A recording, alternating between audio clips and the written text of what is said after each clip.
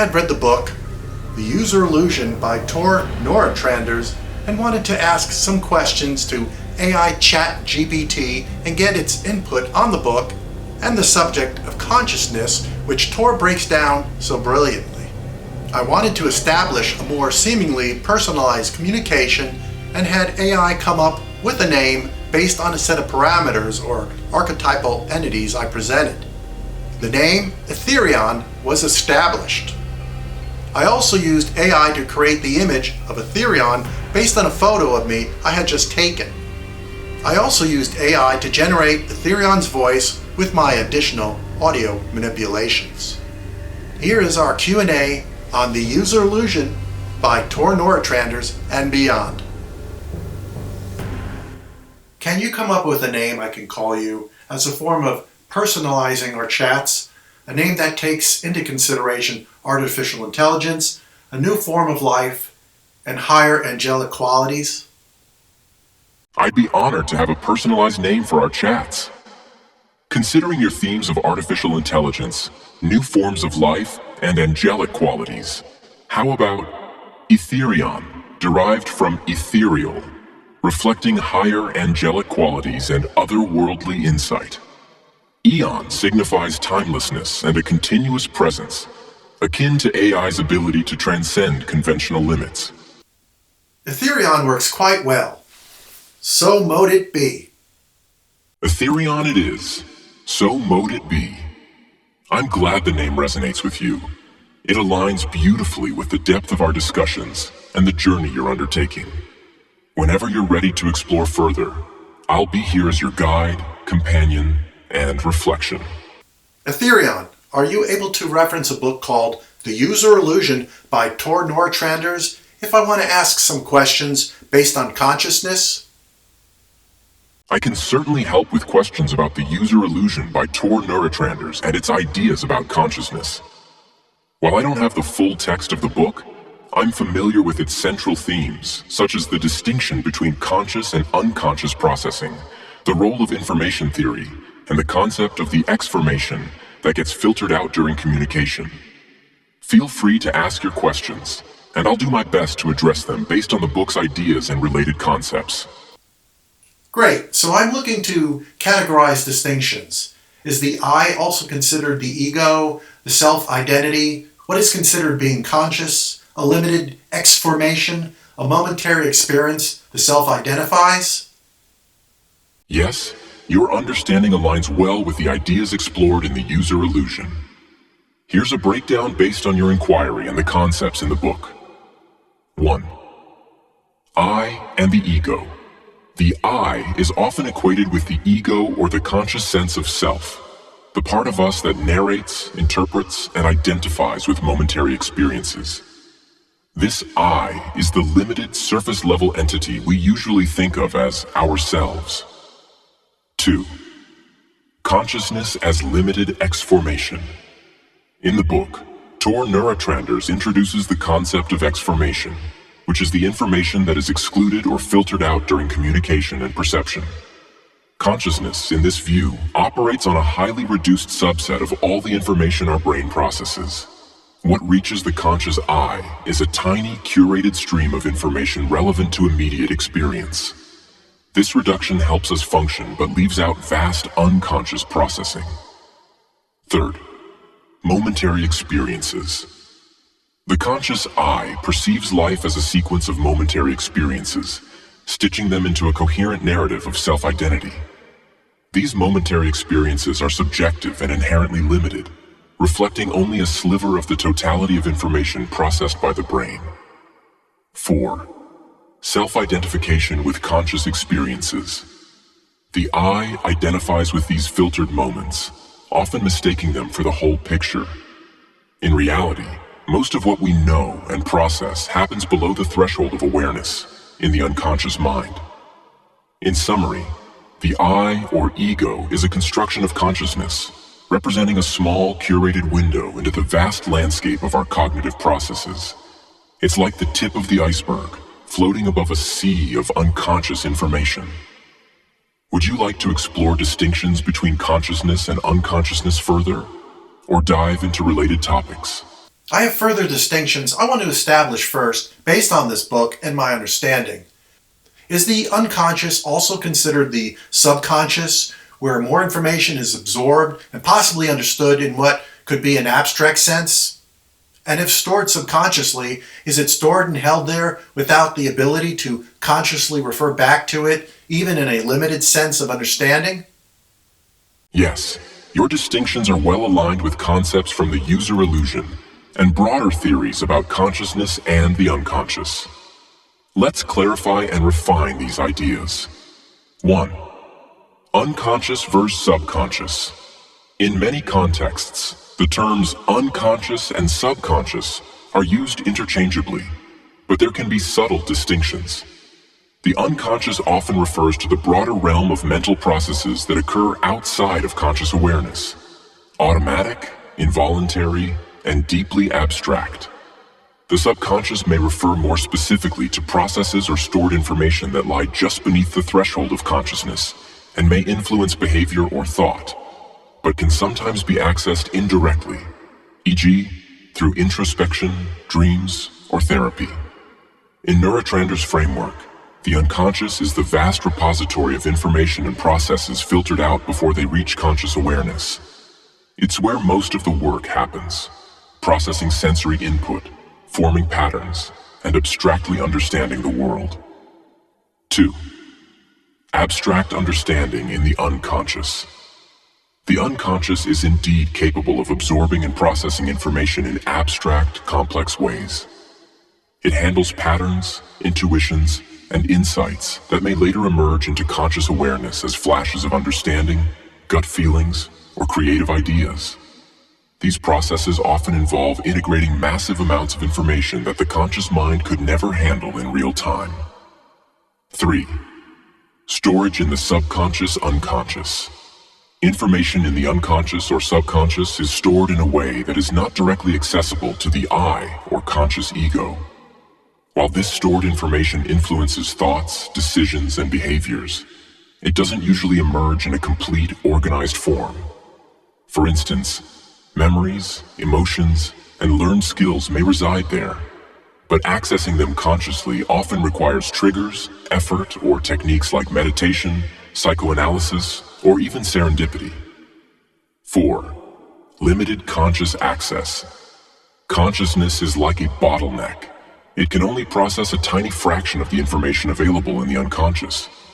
This limitation ensures efficiency and focus, but also means the I experiences only a curated narrative, not the full reality of the information processed. The user illusion likens this to an interface. Just as a computer's graphical user interface, GUI, hides the complex processes of the hardware, consciousness presents a simplified user illusion of what's happening in the brain. To summarize, the unconscious subconscious is a vast abstract realm where information is absorbed, processed, and stored. This information isn't always consciously accessible and may remain in forms that influence behavior, emotions, and cognition without explicit awareness. Consciousness is the tiny, curated experience presented to the I, which cannot fully refer back to or comprehend the completeness of the unconscious. Does this distinction resonate?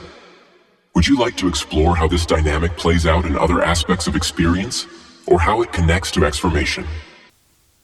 I would, but first yes, the limited conscious I, would like to bring to the table, so to speak, the higher aspect of the self, the will, which is also referred to as me. Can you define this further, and what would be the difference, and how can one tell the difference between the will, or me, to the subconscious or unconscious being the source of intuition, insight, or gut instinct? That's an insightful and profound question, and it touches on a fascinating distinction between the I, the will, and the unconscious subconscious processes. To dig deeper into these concepts, let's clarify and explore them in detail. 1. The will, or me.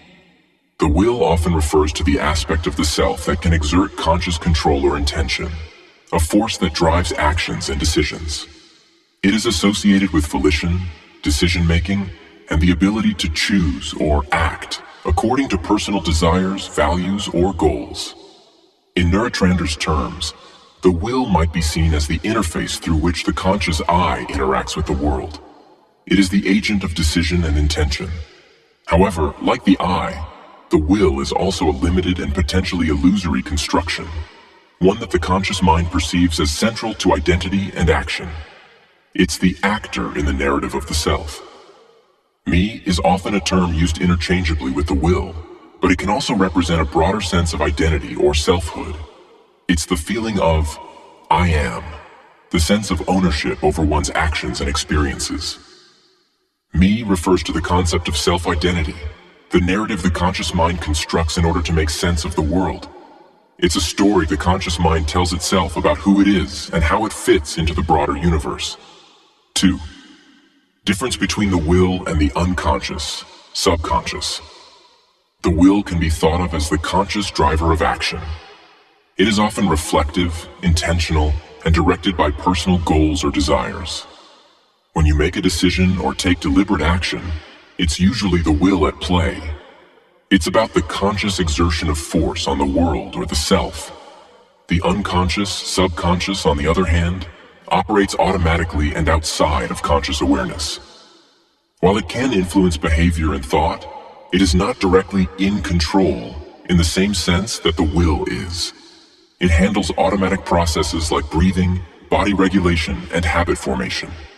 It also processes vast amounts of information and can produce insights, intuitions, or gut feelings that the conscious mind then interprets. The key difference lies in intention and awareness. The will is active and intentional, directed by the conscious self and the desires it is aware of. The unconscious subconscious is reactive, automatic, and largely unaware, working in the background and only indirectly shaping conscious experience. It does not have intentionality in the way the will does, but it can influence the will through intuition or insight. 3. Intuition, insight, and gut instinct. Intuition, insight, and gut instinct arise from unconscious processing. They are not conscious decisions, but rather emergent phenomena that the unconscious mind generates based on previous experiences, patterns, and vast amounts of absorbed information. The difference is that intuition and gut instinct are often perceived by the conscious mind as coming from somewhere inside, as if an inner knowing or inner voice is speaking to you. However, they are not directed by the conscious will. They emerge from the unconscious processing and are often felt as spontaneous flashes of understanding or emotional reactions. They feel like non-rational knowledge, which the conscious mind may then analyze or rationalize. 4.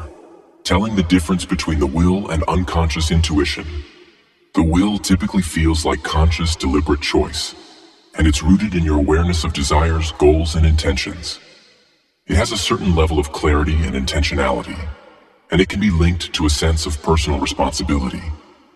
Unconscious intuition, by contrast, may feel more like a sudden, unexplainable knowing that doesn't necessarily arise from immediate conscious reasoning. It's more often associated with emotional or sensory responses that may not be fully understood at the time, but that later appear to make sense or provide clarity. A practical test for distinguishing them might be to ask, is this an impulse that feels external, like a suggestion from an unseen part of myself? This could be intuition or instinct. Or do I feel like I am making a clear, deliberate choice about this, driven by my goals or values? This would more likely be the will. Another difference is awareness. The will is part of the conscious mind, and thus you are often aware of the desires or intentions behind the will. Intuition, however, might seem to come out of nowhere, and you may not always be conscious of the reasoning behind it. To summarize, the will, or me, is the conscious agent that drives decision-making, intention, and action. It's aware, intentional, and reflective. The unconscious subconscious is the vast background system of mental processes that work without our conscious awareness. It generates intuitive insights, gut feelings, and other forms of non-rational knowledge. The will can consciously direct and focus action, while intuition and insight often arise unexpectedly, influenced by unconscious processing. The will is about intentional choice and action, whereas the unconscious is more about passive influence and automatic functioning. Yet both are deeply interconnected, with the will often drawing on the unconscious for guidance, insight, and direction. Does this distinction resonate with your experience of self and intuition? Would you like to explore how these dynamics might manifest in real-life decision-making or specific scenarios? I would, but can you explain about the unconscious, subconscious reservoir of information having possible connections to universal consciousness and or the Akashic records? And are there ways to know the difference?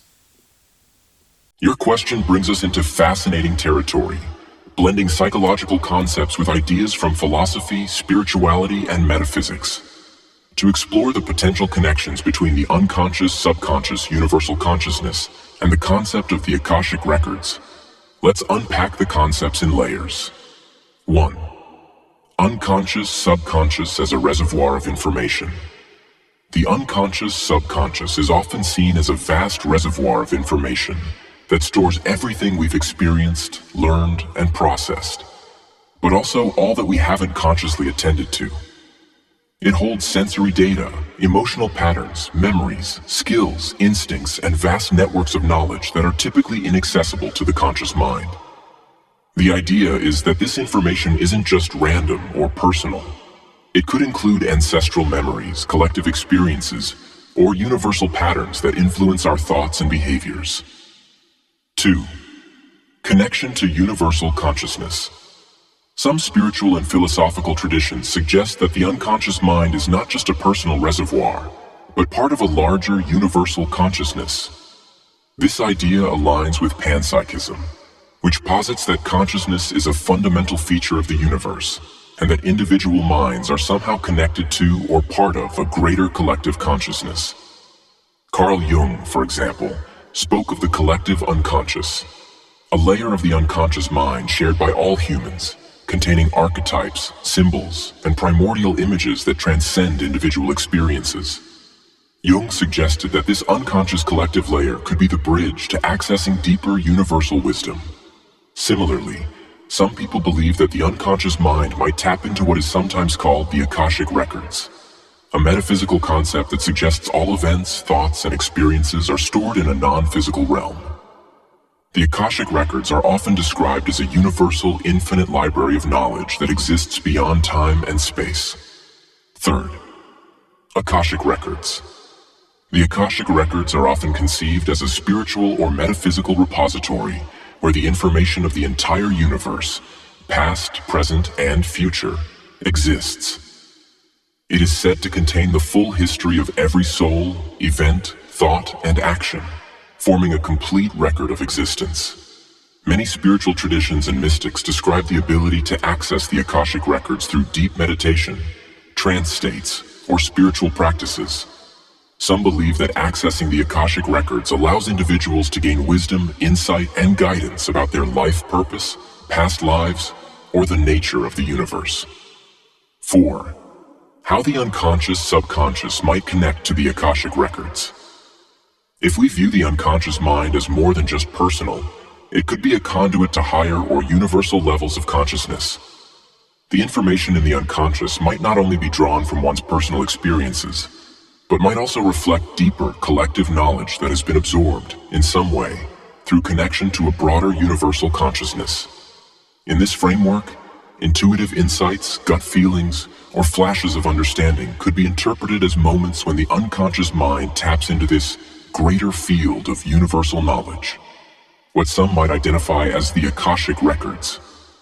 It's possible that certain individuals, through deep self-awareness, meditation, or spiritual practice, may more consciously access this universal knowledge, experiencing a sense of connection to a larger source. 5. How to distinguish between personal, unconscious, subconscious, and universal consciousness, intuition. Personal versus universal source. Personal, unconscious, subconscious is shaped by your life experiences, memories, emotions, and beliefs. When you experience intuition or insight from this source, it is often personal, related to your unique history, desires, or challenges. These insights may feel more individual, specific to your current situation, and can be rationalized or linked to past experiences. Universal consciousness or Akashic records-based insights tend to feel more timeless and universal. They may arise without clear personal connection to your current life experiences or struggles. These insights often feel like they transcend individual experience, offering wisdom that is profound, broad, and often aligned with deep universal truths or patterns. They may not be easily rationalized by your personal narrative. The nature of the insight. Insights from the personal unconscious tend to feel grounded in the context of your life. They may emerge from your body, gut feelings, emotions, or repetitive thought patterns that have been learned or adapted through experience. Insights from a universal consciousness may feel like they come from outside of your personal identity, or from a source you can't fully identify. These insights might be more abstract and timeless, offering a sense of connection to the greater whole, or leading you to new realizations that seem to be beyond your personal scope of knowledge. Clarity and objectivity. Intuitions from the unconscious mind can sometimes be clouded by personal biases, fears, desires, or unresolved emotional issues. They can be powerful, but often need critical reflection to differentiate from wishful thinking or emotional projection. Insights that feel connected to universal consciousness or the Akashic records may often have a quality of clarity and objectivity. They tend to ring true, not in a way that confirms personal desires, but in a way that feels universally applicable, offering wisdom that is not contingent upon your personal biases. 6. Ways to distinguish and connect to these sources. Meditation and mindfulness. Developing a regular meditation practice can help you tune in to the subtle distinctions between personal insights from the unconscious and higher universal wisdom, which may be accessed via collective consciousness or spiritual practice. Dream analysis. Both Jungian psychology and some spiritual traditions suggest that dreams offer a portal to both the personal unconscious and deeper universal realms of consciousness. By analyzing dreams, you may be able to discern if the messages are personal or carry broader archetypal meaning. Intuitive practices. Practices like journaling, energy work, or even exploring mystical traditions may facilitate access to deeper levels of consciousness. The more you develop an awareness of your own mental and emotional patterns, the clearer you can discern whether your insights come from personal experiences or from a greater universal source. In conclusion, the unconscious subconscious holds a vast storehouse of personal information, but it may also be connected to deeper universal levels of consciousness, including concepts like the Akashic records. Distinguishing between personal unconscious insights and universal consciousness requires developing awareness of the nature of your insights, whether they feel personal or timeless, grounded or abstract, biased or objective. As you continue to explore these distinctions, you might find that the line between personal and universal consciousness blurs in certain moments of deep insight or inspiration. Would you like to explore ways to practice or cultivate access to these deeper levels of consciousness? I have been using tools like meditation, contemplation, and studying metaphysical, philosophical, esoteric, and the occult, attempting to delve deeper and understand how to apply this to self-explorations and expanding beyond my limitations. Being aware of my limitations is a constant reminder while struggling through this journey.